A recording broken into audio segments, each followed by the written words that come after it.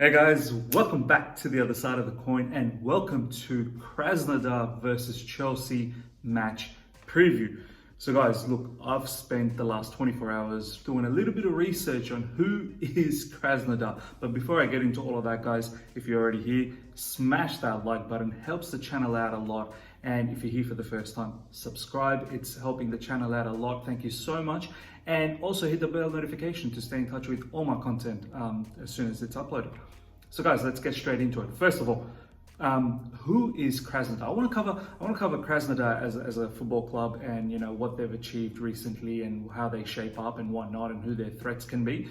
And then I want to talk about who's available for Chelsea, who's travelled to Russia, and finish it off with obviously the classic style of formation and lineup, and give my prediction as to what we can sort of expect and what we should try and achieve in this particular match. So guys, first of all, who is Krasnodar? They are a Russian side. They play in the Russian Premier League, of course.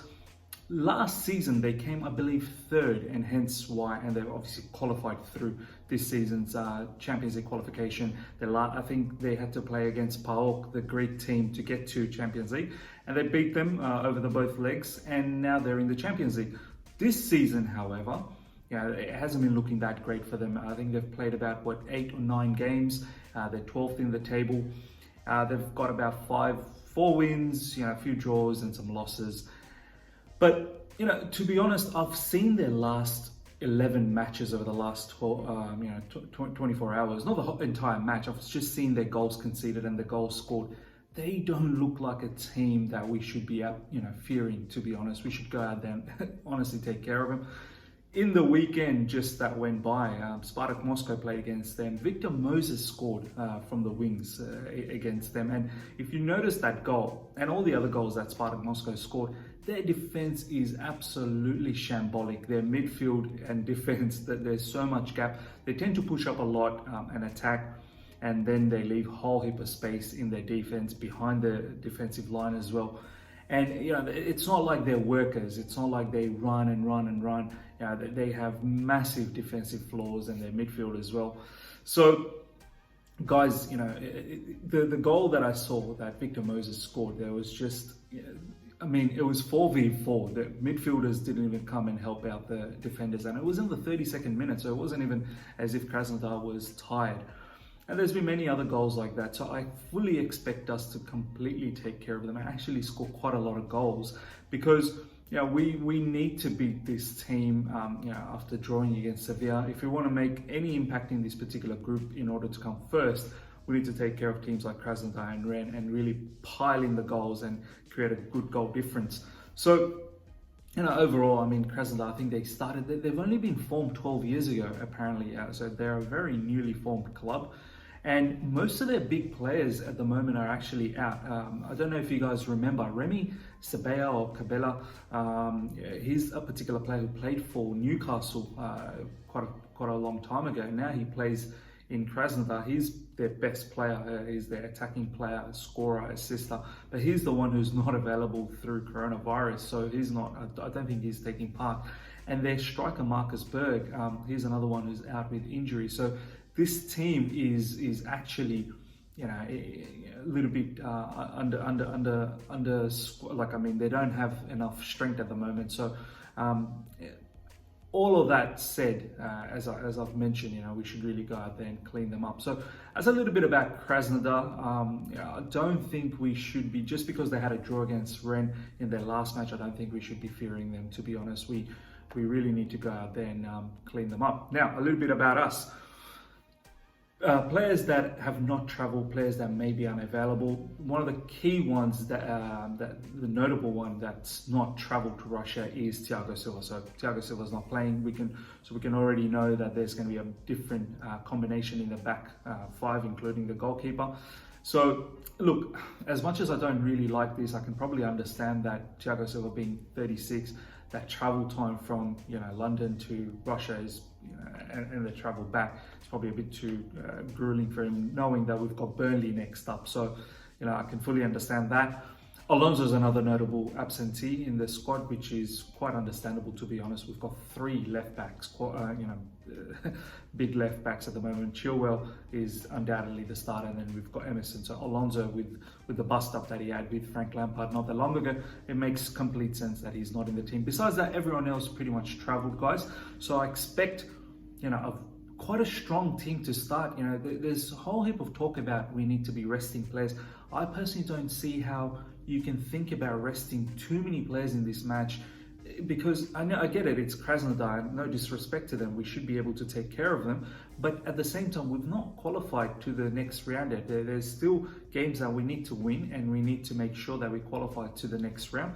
And we need to respect this particular competition of Champions League. So I don't see why we should be resting too many players here, even though I do feel a few players might be rested, rotated in this particular match. But I just don't, I hope it's not a complete, set of different first team players for this particular match. I do understand quite a lot of players have played a lot of games in the last week or so with Southampton, Sevilla and Man United. All three of those games happened quite quickly. So I completely get that, but at the same time, I think we've got a job to do against Krasnodar and make sure that we absolutely put them away. So guys, my formation would be as what Frank always does, which is the 4-2-3-1. In the goalkeeper position, I'd have Mendy. He's the number one goalkeeper. I don't think any sort of rotation needs to be done in that particular position. So I'd start with Mendy, and he's been in absolute fine form, and he gives that confidence for us. We can already see in the team, what it means for the teammates of Mendy when he starts. So he gives a lot of confidence in the back. I would start with him. In the right back, I'd go with Azpilicueta. Reece James has played quite a few matches already over this particular short period since the last international break. Azpilicueta is still fresh. He's he didn't play against Sevilla. He played against Man United, so I'd give him an opportunity in this particular match. And in the centre back, as I've already mentioned, that there's no Thiago Silva, so I think Kurt Zouma might be given a rest here as well, and I'm okay with that, knowing Kurt Zouma's played quite a few matches. I think he's played Southampton, Sevilla, and Man United, so rest here would be fine. I mean, although as I said, I don't want this particular game to have wholesale of changes, but that's one position I think it's fine, and Thiago Silva is obviously forced change. So I'd go with Andreas Christensen and Rudiger. The only reason I'm saying Rudiger is because I think he's in line to play. As much as I don't want him to play, I would like to see Fikayo Tomori start. But I think Rudiger, guys, he's going to probably play, because there's a whole heap of talks that's happening in social media, and plenty of good sort of nice words coming from Frank Lampard saying he's backing Rudiger. So I'm thinking it's probably going to be Rudiger and Andreas Christensen. They give us a bit of balance. Christensen with the ball playing ability, Rudiger obviously with that sort of that blockbuster style, even though I think he's quite error-prone. In the left side, I'd go with Ben Chilwell. I know Emerson's in the squad, but I'd go with Ben Chilwell because we want to make sure that there's not too many changes. And Ben Chilwell in the left back has been very, very good for us. One of the best players so far in the season for us. And yeah, I'd definitely have him. In the middle, I think I'd give N'Golo Kante a bit of break, and I want to have Kovacic and Jorginho start that game. Both of these players should be more than capable to build up from the back and drive the ball into attacking third or in attacking space and distribute it to our front players against a team like Krasnodar, where we should have too much quality, and a double pivot of Jorginho and Kovacic should suffice in this match. I'm not too worried about being counter-attacked by Krasnodar, because I think these two players should have enough quality. And Kovacic hasn't played in recent times, so this is perfect for him. Up front, I'd have Ziyech. Ziyech for me has to start. This is the match that we've been waiting for. In the last three matches, he's come in as a substitute player off the bench. So this is the perfect match for Ziyech to start and really take command and pile on the assists and goals, get that confidence up and start integrating into the first team. So I'd get Ziyech to start. up front, I'd go with Timo Werner and Kai Havertz just behind. I think these two, there's a lot of talks that's been happening in social media, and a lot of questions being asked to Frank Lampard as to, what's going on with these two players. They haven't scored against Sevilla, they haven't scored against Man United. I think this is the perfect match for them to really get into the back of the score lines and piling the goals, and it'll just really, one, keep the media quiet, and two, bring a lot of confidence to them. And in the left, I would have Pulisic as well, because these players, they need to start developing their fitness a lot more. Pulisic, he played against Sevilla, he played against Man United. I believe he was off the bench against Southampton. So it's time. Or I think he might have even started against Southampton, but he needs to slowly build that fitness up as well. So I'd start him.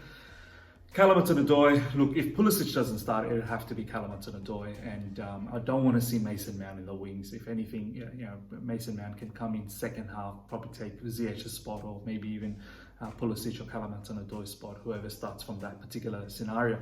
So guys, that would be my team. As I said throughout this video, I'm expecting a big win for us. I honestly, no disrespect to Krasnodar, but I don't feel there's any threat. I think the most threatening player is Christian Ramirez, who's their midfielder, defender as well, can play both sides.